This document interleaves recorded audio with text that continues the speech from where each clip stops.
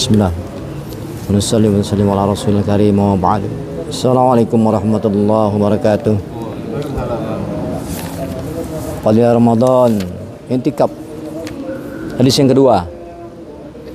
Ani Ibnu Abbas radhiyallahu anhuma anna Rasulullah sallallahu alaihi wasallam qala fil mu'takifi huwa ya'takifu dhunuba wa yujza lahu minal hasanat ka'amilil hasanati kulliha. An Ibnu Abbas radhiyallahu anhuma anna Rasulullah sallallahu alaihi wasallam qala fil mu'takifi huwa ya'takifu az-dzunuba wa yujza lahu minal hasanati ka'amilil hasanati kulliha. Dari Ibnu Abbas radhiyallahu an, sesungguhnya Rasulullah SAW bersabda mengenai orang yang beriktikaf bahwa dia terjaga dari dosa-dosa dan dituliskan baginya kebaikan-kebaikan sebagaimana orang yang berbuat kebaikan-kebaikan seluruhnya. Hadis riwayat Ibnu Majah dalam kitab Mishkat. Dari Ibnu Abbas radhiyallahu an, sesungguhnya Rasulullah SAW bersabda mengenai orang yang beriktikaf bahwa dia terjaga dari dosa-dosa dan dituliskan baginya kebaikan-kebaikan sebagaimana orang yang berbuat kebaikan-kebaikan seluruhnya. Ibnu Majah Mishkat. Dalam hadis ini disebutkan dua manfaat khusus dalam beriktikaf. Pertama, dengan beriktikaf orang akan terjaga dari dosa-dosa. Karena terkadang orang itu terjerumus ke dalam perbuatan-perbuatan dosa. Apakah karena kesengajaan atau karena kesalahan dan kekeliruan. Sedangkan zaman ini merupakan zaman yang penuh kezaliman dan kemaksiatan yang kian merajalela. Maka dengan beriktikaf orang akan terjaga dari segala godaan untuk berbuat dosa.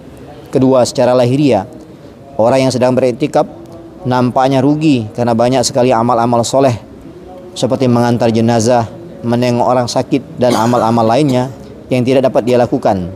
Oleh karena itu, menurut hadis di atas, ibadah-ibadah yang tidak dapat dilakukan karena terhalang oleh iktikaf, maka pahala-pahala semua ibadah itu akan ia peroleh.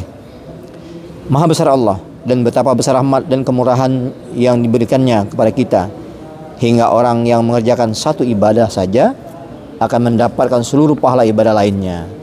Pada hakikatnya rahmat Allah SWT sangat luas.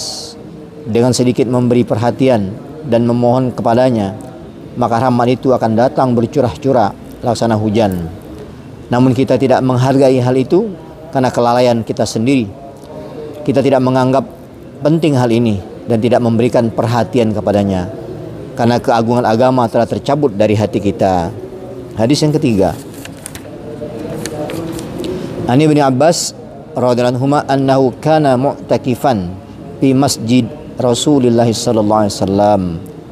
Fatahu rajulun fasallama alaihi summa jalasa faqala lahu Ibnu Abbasin ya fulan araka muktaiban khazina qala na'am ya ibn ammi Rasulillah sallallahu alaihi wasallam li fulanin alayya haqqun wala hurmati sahibi hadal qabr ma aqdiru alaihi qala Ibnu Abbas apala ukallimahu fika qala inna uhbabta qala panta'ala Ibnu Abbas summa kharaja minal masjid qala lahu ar-rajulu anasita ma kuntu fi qala la walakinni sami'tu sahiba hadzal qabr sallallahu alaihi wasallam wal ahdu bihi qaribun pada ma'at ainahu wa huwa yuqalu man masa fi hajati akhihi wa balagha fiha kana khairan lahu min i'tikafi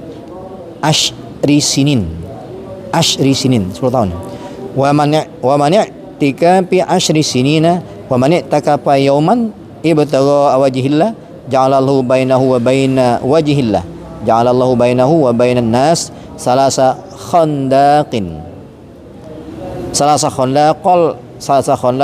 ab'ada mimma bainal khafiqaini rawahu Tabrani. Dari Ibnu Abbas radhiyallahu an bahwa suatu ketika ia beriktikaf di masjid Rasulullah SAW. Lalu seseorang datang dan memberi salam kepadanya, kemudian duduk. Ibnu Abbas radhiyallahu anhu berkata padanya, "Wahai Fulan, aku melihatmu dalam keadaan gelisah dan sedih." Dia berkata, "Benar, wahai putra paman Rasulullah, aku mempunyai tanggungan utang kepada seseorang demi kemuliaan penghuni kubur ini." Maksudnya kubur baginda Nabi SAW. "Aku tidak sanggup melunasinya." Ibnu Abbas radhiyallahu anhu berkata, "Bolehkah aku berbicara kepadanya mengenaimu?" Dia menjawab, "Silakan. Jika menurutmu itu adalah pantas." Maka Ibnu Abbas radhiyallahu anhu memakai sandalnya kemudian keluar dari masjid. Orang itu berkata, "Apakah engkau lupa apa yang sedang engkau lakukan?" Maksudnya dia beriktikaf. Ibnu Abbas menjawab, "Tidak, tetapi sesungguhnya aku telah mendengar penghuni kubur ini," maksudnya baginda Nabi SAW, "dalam waktu yang belum lama." Maka keluarlah air mata dari kedua matanya.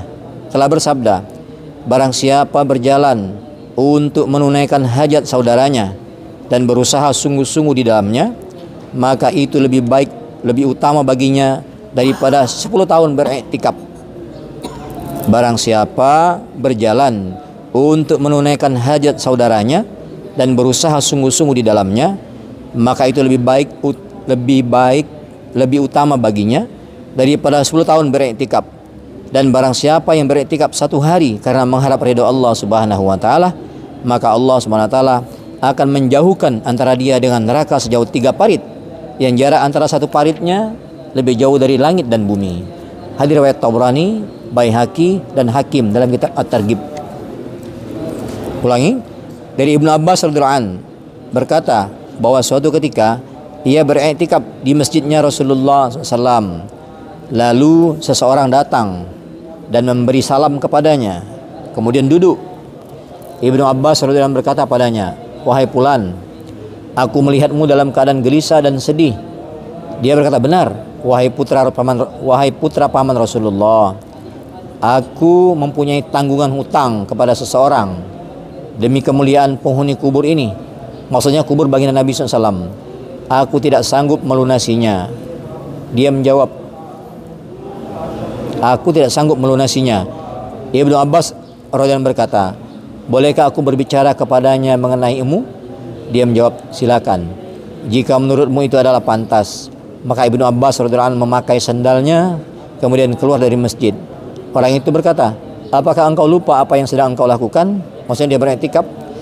Ibnu Abbas radhiyallahu anhu menjawab, "Tidak, tetapi sesungguhnya aku telah mendengar penghuni kubur ini di dalam waktu yang belum lama." Maka keluarlah air mata dari kedua matanya. Telah bersabda, "Barang siapa berjalan untuk menunaikan hajat saudaranya dan berusaha sungguh-sungguh di dalamnya, maka itu lebih baik baginya daripada 10 tahun beriktikaf. Dan barang siapa yang beriktikaf 1 hari karena mengharapkan ridhonya Allah Subhanahu wa taala, maka Allah Subhanahu wa taala akan menjauhkan antara dia dengan neraka sejauh 3 parit, yang jarak antara satu paritnya lebih jauh daripada langit dan bumi." Hadis riwayat Tabrani, Baihaqi dan Hakim dalam kitab At-Targhib. Keterangan dari hadis ini dapat diketahui 2 keterangan. Pertama, mengenai pahala i'tikaf 1 hari. Allah Subhanahu wa taala akan menjauhkan antara orang itu dengan neraka jahanam sejauh 3 parit, dan begitu jauhnya jarak antara satu parit dengan parit berikutnya sehingga melebihi jauhnya antara langit dan bumi. Semakin banyak hari-hari dia beriktikaf, maka sebanyak itu pula dia akan mendapat kelebihan pahala. Al-Allāmah Sya'rani rahmatullahi alaihi meriwayatkan hadis Rasulullah SAW dalam kitabnya Kashful Gumah, bahwa barang siapa yang beriktikaf pada 10 hari di bulan Ramadan, maka baginya 2 pahala haji dan 2 pahala umroh. Al-Allāmah Sya'rani rahmatullahi alaihi meriwayatkan dalam hadis Rasulullah SAW dalam kitabnya Kashful Gumah, bahwa barang siapa yang beriktikaf pada 10 hari bulan Ramadan, maka baginya 2 pahala haji dan 2 pahala umroh. Dan barang siapa beriktikaf setelah sholat maghrib hingga isya dengan melaksanakan sholat, membaca Al-Quran dan tidak berbicara dengan siapapun, maka Allah Subhanahu wa taala akan membangunkan sebuah istana baginya di dalam surga. Yang kedua, yang merupakan perkara yang lebih penting daripada yang pertama adalah menunaikan hajat-hajat atau keperluan orang Islam, yang disabdakan oleh Rasulullah SAW lebih utama daripada beriktikaf selama 10 tahun.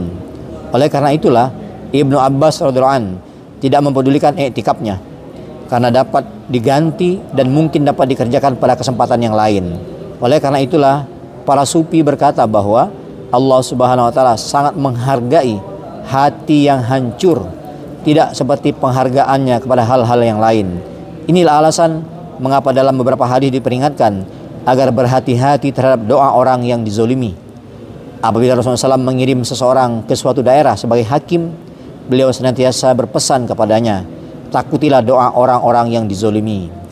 Satu hal yang harus diperhatikan juga, apabila seseorang yang sedang beriktikaf lalu keluar dari masjid, maka iktikafnya menjadi batal, sekalipun keluarnya itu untuk menunaikan hajat saudaranya yang muslim. Apabila iktikaf yang sedang dikerjakannya itu adalah iktikaf wajib, maka wajib baginya untuk mengganti kembali, mengqadha'nya. Rasulullah SAW tidak keluar dari masjid dalam masa iktikaf kecuali untuk hajat kemanusiaannya, buang air atau untuk berwudu. Karena sifat itsarnya, sifat mengutamakan orang lain daripada diri sendiri.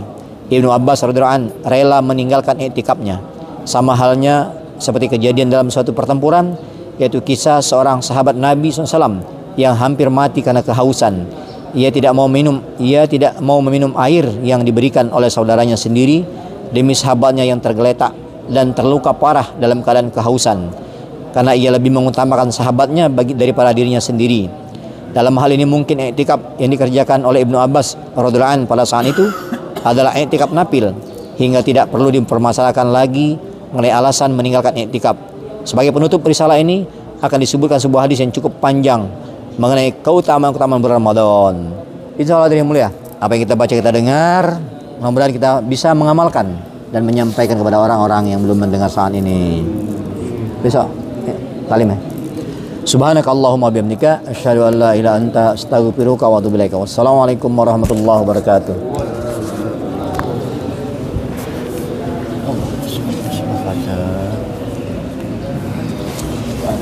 Ya Allah.